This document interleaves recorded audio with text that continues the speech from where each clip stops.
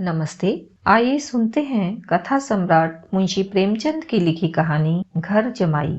हरिधन जेठ की दोपहरी में ऊख में पानी देकर आया और बाहर बैठा रहा। घर में से धुआं उठता नजर आता था, छन छन की आवाज भी आ रही थी। उसके दोनों साले उसके बाद आए और घर में चले गए। दोनों सालों के लड़के भी आए और उसी तरह अंदर दाखिल हो गए, पर हरिधन अंदर न जा सका। इधर एक महीने से उसके साथ यहाँ जो बर्ताव हो रहा था और विशेषकर कल उसे जैसी फटकार सुननी पड़ी थी, वह उसके पांवों में बेड़ियां सी डाली हुई थी। कल उसकी सास ही ने तो कहा था, मेरा जी तुमसे भर गया, मैं तुम्हारी जिंदगी भर का ठेका लिए बैठी हूँ क्या। और सबसे बढ़कर अपनी स्त्री की निठुरता ने उसके हृदय के टुकड़े कर दिए थे। वह बैठी हुई यह फटकार सुनती रही, पर एक बार भी तो उसके मुंह से न निकला, अम्मा तुम क्यों इनका अपमान कर रही हो। बैठी गट गट सुनती रही। शायद मेरी दुर्गति पर खुश हो रही थी। इस घर में वह अब कैसे जाए, क्या फिर वही गालियां खाने, वही फटकार सुनने के लिए। और आज इस घर में जीवन के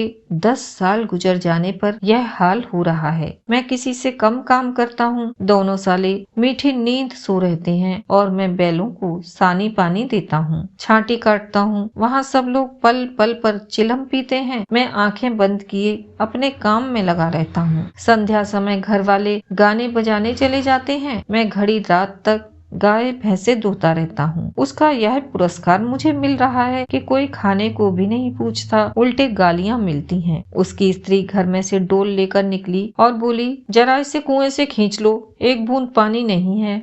हरिधन ने डोल लिया और कुएं से पानी भर लाया। उसे जोर की भूख लगी हुई थी, समझा अब खाने को बुलाने आवेगी, मगर स्त्री डोल लेकर अंदर गई तो वहीं की हो रही। हरिधन थका मांदा क्षुधा से व्याकुल पड़ा पड़ा सो गया। सहसा उसकी स्त्री गुमानी ने आकर उसे जगाया। हरिधन ने पड़े पड़े कहा, क्या है, क्या पड़ा भी न रहने देगी या और पानी चाहिए। गुमानी कटु स्वर में बोली, गुर्राते क्या हो, खाने को तो बुलाने आई हूँ। हरिधन ने देखा उसके दोनों साले और बड़े साले के दोनों लड़के भोजन किए चले आ रहे थे। उसकी देह में आग लग गई।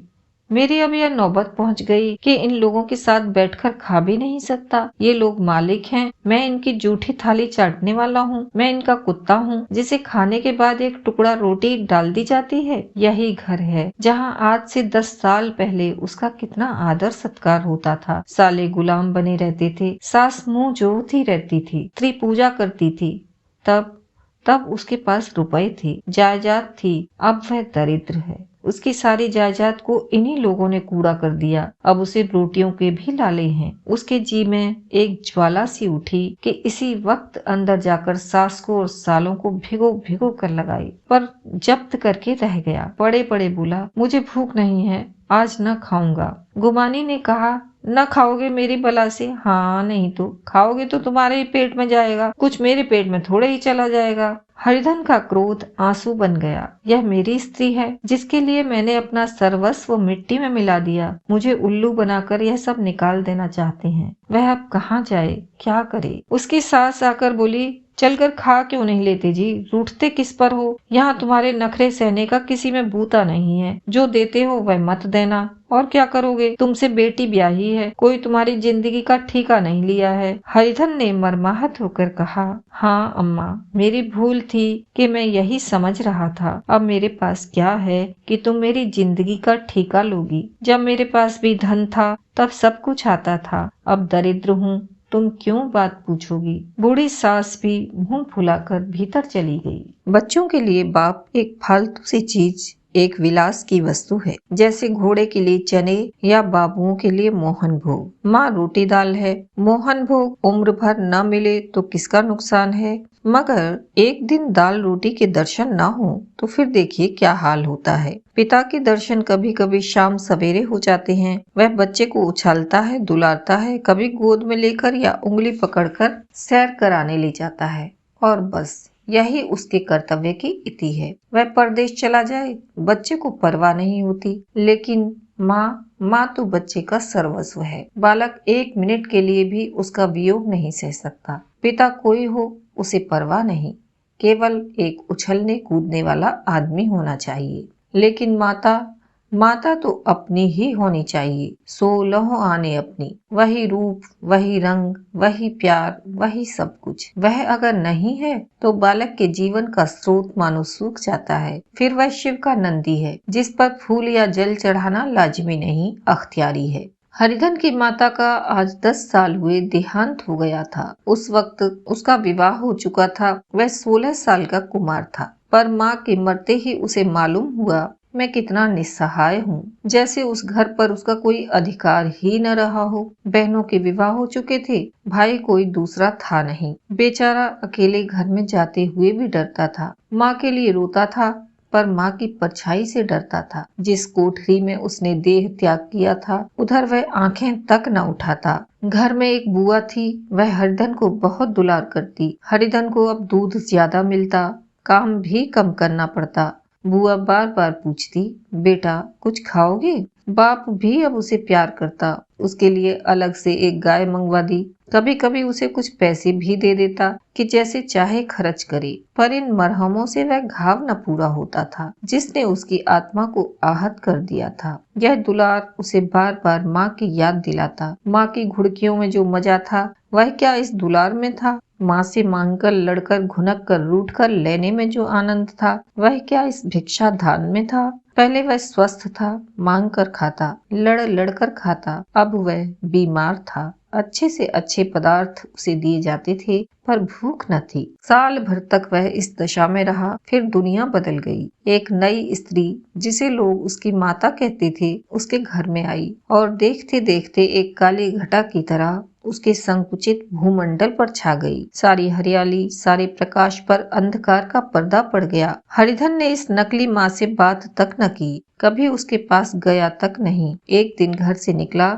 और ससुराल चला आया। बाप ने बार बार बुलाया, पर उनके जीते जी वह फिर उस घर में न गया। जिस दिन उसके पिता के देहांत की सूचना मिली, उसे एक प्रकार का ईर्ष्यामय हर्ष हुआ। उसकी आंखों में आंसू की एक बूंद भी न आई। इस नए संसार में आकर हरिधन को एक बार फिर मातृ स्नेह का आनंद मिला। उसकी सास ने ऋषि वरदान की भांति उसके शून्य जीवन को विभूतियों से परिपूर्ण कर दिया। मरुभूमि में हरियाली उत्पन्न हो गई। सालियों की चुहल में, सास के स्नेह में, सालों के वाक विलास में और स्त्री के प्रेम में उसके जीवन की सारी आकांक्षाएं पूरी हो गईं। सास कहती, बेटा तुम इस घर को अपना ही समझो, तुम ही मेरी आंखों के तारे हो। वह उससे अपने लड़कों की, बहुओं की शिकायत किया करती। वह दिल में समझता था, सास जी मुझे अपने बेटों से भी ज्यादा चाहती हैं। बाप के मरते ही वह घर गया और अपने हिस्से की जायदाद को कूड़ा करके रुपयों की थैली लिए हुए आ गया। अब उसका दूना आदर सत्कार होने लगा। उसने अपनी सारी संपत्ति सास के चरणों पर अर्पण करके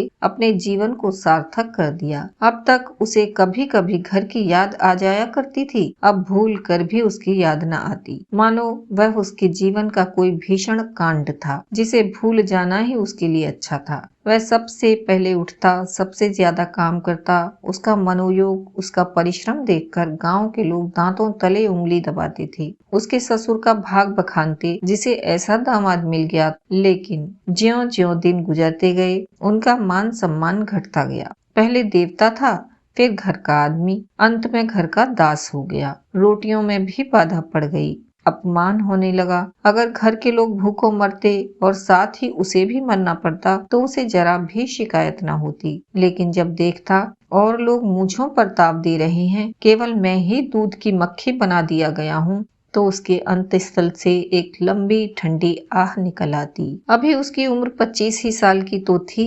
इतनी उम्र इस घर में कैसे गुजरेगी? और तो और उसकी स्त्री ने भी आंखें फेर लीं। यह उस विपत्ति का सबसे क्रूर दृश्य था। हरिधन तो उधर भूखा प्यासा चिंता दाह में जल रहा था, इधर घर में सास जी और दोनों सालों में बातें हो रही थी। गुमानी भी हाँ में हाँ मिलाती जाती थी। बड़े साले ने कहा, हम लोगों की बराबरी करते हैं। यह नहीं समझते कि किसी ने उनकी जिंदगी भर का बीड़ा थोड़े ही लिया है। 10 साल हो गए, इतने दिनों में क्या 2-3 हजार न हड़प गए होंगे? छोटे साले बोले, मंजूर हो तो आदमी घुड़के भी, डांटे भी। अब इनसे कोई क्या कहे, न जाने इनसे कभी पिंड छूटेगा भी या नहीं। अपने दिल में समझते होंगे मैंने 2000 रुपए नहीं दिए हैं। यह नहीं समझते कि उनके 2000 कब के उड़ चुके। सवा सेर तो 1 जून को चाहिए। सास ने गंभीर भाव से कहा, बड़ी भारी खुराक है। गुमानी माता के सिर से जूं निकाल रही थी, सुलगते हुए हृदय से बोली, निकम्मे आदमी को खाने के सिवा और काम ही क्या रहता है। बड़ी खाने की कोई बात नहीं है, जिसकी जितनी भूख हो उतना खाए, लेकिन कुछ पैदा भी तो करना चाहिए। यह नहीं समझते कि पहुनई में किसी के दिन कटे हैं। छोटे, मैं एक दिन कह दूंगा, अब अपनी राह लीजिए, आपका कर्जा नहीं खाया है। गुमानी घर वालों की ऐसी ऐसी बातें सुनकर अपने पति से द्वेष करने लगी थी। अगर वह बाहर से 4 पैसे लाता तो इस घर में उसका कितना मान सम्मान होता। वह भी रानी बनकर रहती। न जाने क्यों बाहर जाकर कमाते उसकी नानी मरती है। गुमानी की मनोवृत्तियां अभी तक बिल्कुल बालपन की सी थीं। उसका अपना कोई घर न था। उसी घर का हित अहित उसके लिए भी प्रधान था। वह भी उन्हीं शब्दों में विचार करती, इस समस्या को उन्हीं आंखों से देखती जैसे उसके घर वाले देखते थे। सच तो 2000 रुपए में क्या किसी को मोल ले लेंगे। 10 साल में 2000 होते ही क्या हैं। 200 ही तो साल भर के हुए। क्या 2 आदमी साल भर में 200 भी न खाएंगे। फिर कपड़े लत्ते, दूध, घी सभी कुछ तो है। 10 साल हो गए, एक पीतल का छल्ला नहीं बना। घर से निकलते तो जैसे इनके प्राण निकलते हैं। जानते हैं, जैसे पहले पूजा होती थी वैसे ही जन्म भर होती रहेगी। यह नहीं सोचते कि पहले और बात थी, अब और बात है। बहू ही पहले ससुराल जाती है तो कितना महात्म होता है। उसके डोली से उतरते ही बाजे बजते हैं। गांव मोहल्ले की औरतें उसका मुंह देखने आती हैं और रुपए देती हैं। महीनों उसे घर भर से अच्छा खाने को मिलता है, अच्छा पहनने को। कोई काम नहीं लिया जाता, लेकिन 6 महीनों के बाद कोई उसकी बात भी नहीं पूछता। वह घर भर की लौंडी हो जाती है। उनके घर में मेरी भी तो वही गति होती। फिर काहे का रोना। जो यह कहो कि मैं तो काम करता हूँ तो तुम्हारी भूल है। मजूर की और बात है, उसे आदमी डांटता है, मारता भी है। जब चाहता है रखता है, जब चाहता है निकाल देता है। कस कर काम लेता है। यह नहीं कि जब जी में आया कुछ काम किया, जब जी में आया पढ़कर सो रही। हरिधन अभी पड़ा अंदर ही अंदर सुलग रहा था कि दोनों साले बाहर आए और बड़े साहब बोले, भैया उठो, तीसरा पहर ढल गया, कब तक सोते रहोगे, सारा खेत पड़ा हुआ है। हरिधन चट उठ बैठा और तीव्र स्वर में बोला, क्या तुम लोगों ने मुझे उल्लू समझ लिया है। दोनों साले हक्का बक्का हो गए। जिस आदमी ने कभी जबान नहीं खोली, हमेशा गुलामों की तरह हाथ बांधे हाजिर रहा, वह आज एकाएक इतना आत्माभिमानी हो जाए, यह उनको चौंका देने के लिए काफी था। कुछ जवाब न सूझा। हरिधन ने देखा इन दोनों के कदम उखड़ गए हैं तो एक धक्का और देने की प्रबल इच्छा को रोक न सका। उसी ढंग से बोला, मेरी भी आंखें हैं, अंधा नहीं हूँ न बहरा ही हूँ। छाती फाड़कर काम करूँ और उस पर भी कुत्ता समझा जाऊं, ऐसे गधे कहीं और होंगे। अब बड़े साले भी गरम पड़े। तुम्हें किसी ने यहाँ बांध तो नहीं रखा है।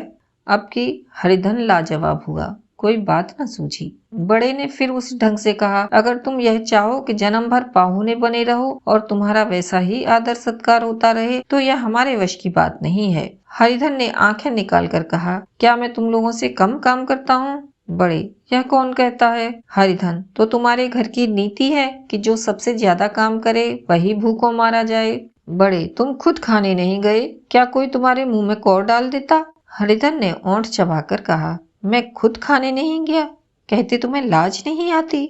नहीं आई थी बहन तुम्हें बुलाने।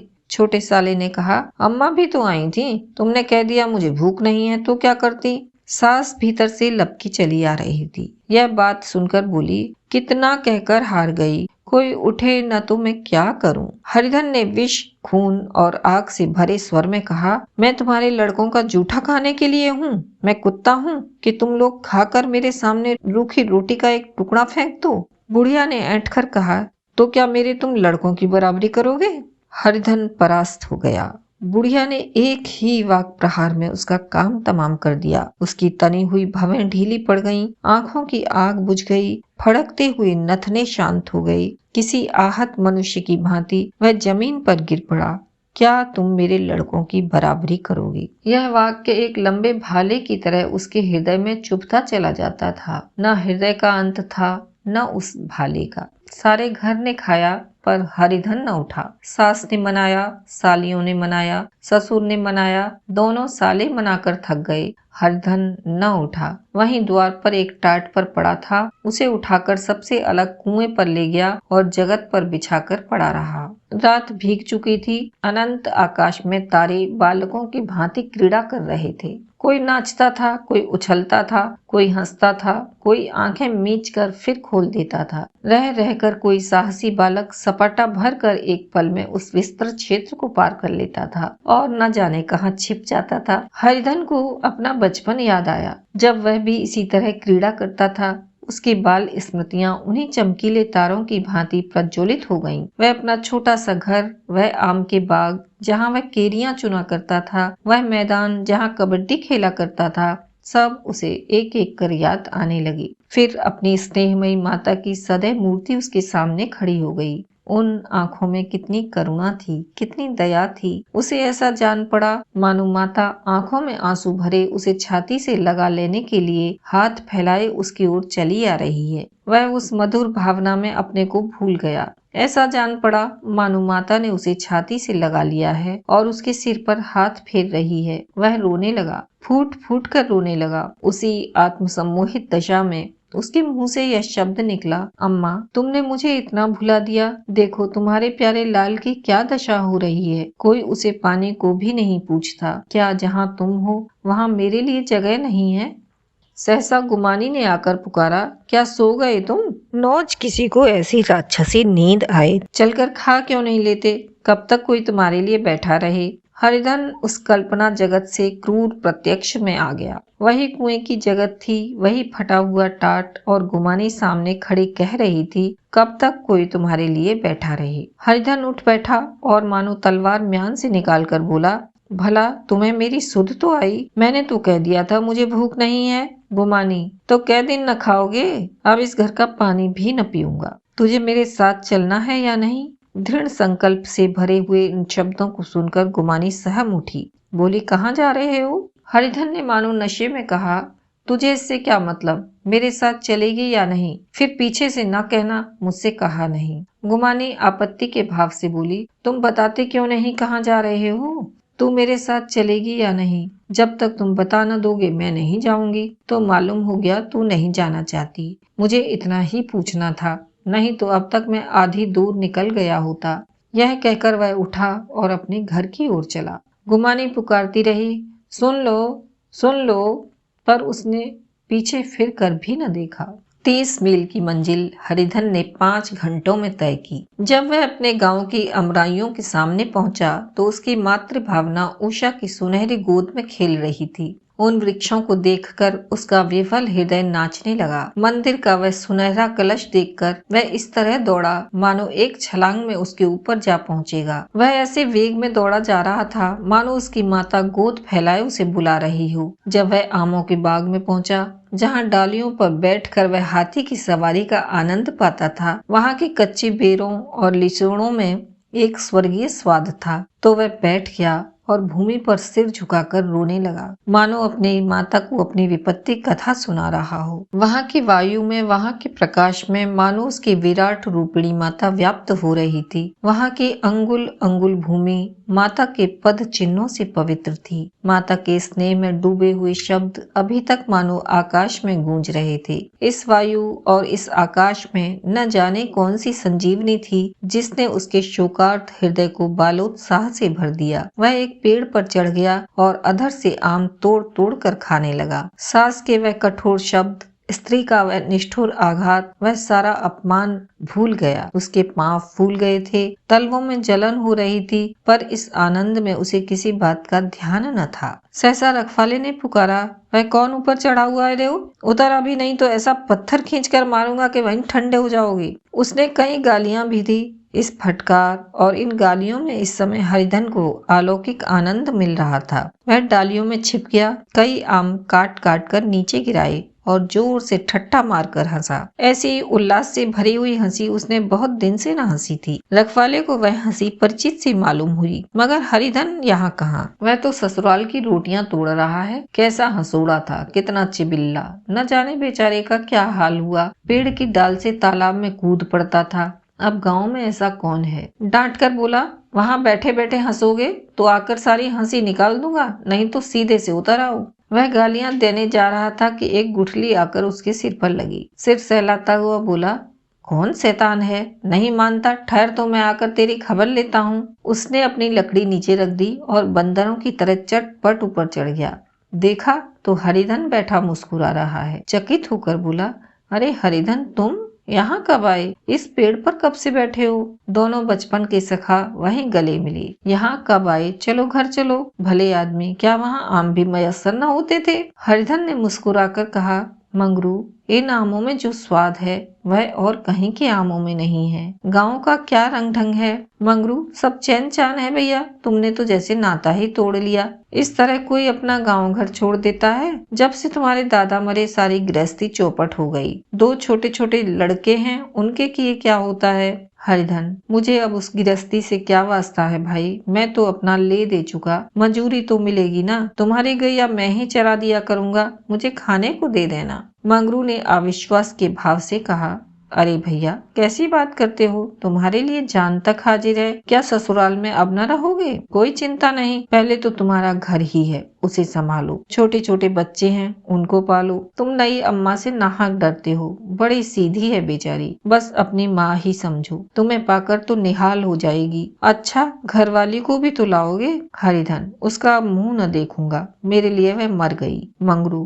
तो दूसरी सगाई हो जाएगी। अब की ऐसी मेहरिया ला दूंगा, उसके पैर धो धोकर पियोगे। लेकिन कहीं पहली भी आ गई तो?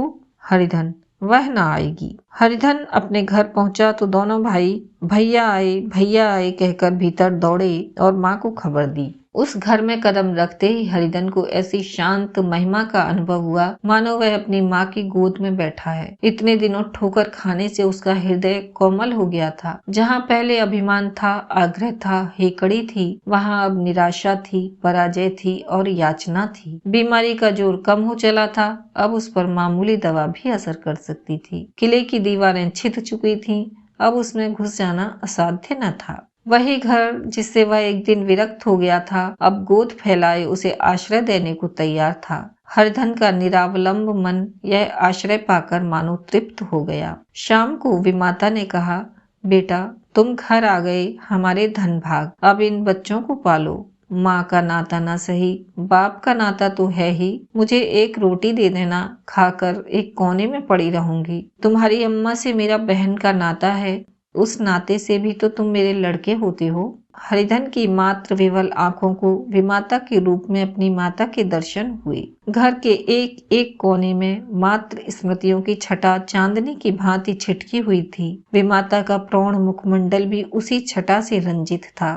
दूसरे दिन हरिधन फिर कंधे पर हल रखकर खेत को चला। उसके मुख पर उल्लास था और आंखों में गर्व। वह अब किसी का आश्रित नहीं, आश्रय दाता था। किसी के द्वार का भिक्षुक नहीं, घर का रक्षक था। एक दिन उसने सुना गुमानी ने दूसरा घर कर लिया। माँ से बोला, तुमने सुना काकी, गुमानी ने घर कर लिया। काकी ने कहा, घर क्या कर लेगी, ठट्टा है, बिरादरी में ऐसा अंधेर है, पंचायत नहीं अदालत तो है। हरिधन ने कहा, नहीं काकी, बहुत अच्छा हुआ, ला पैसे दे दे, महावीर जी को लड्डू चढ़ाऊं। मैं तो डर रहा था कहीं मेरे गले न आ पड़े। भगवान ने मेरी बात सुन ली। मैं वहां से यही ठान कर चला था, अब उसका मुंह न देखूंगा।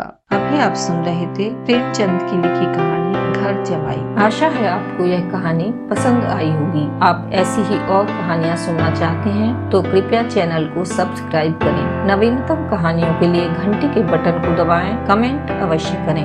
आपका कोई सुझाव है या फिर कोई विशेष कहानी सुनना चाहते हैं तो वह भी कमेंट बॉक्स में लिखें।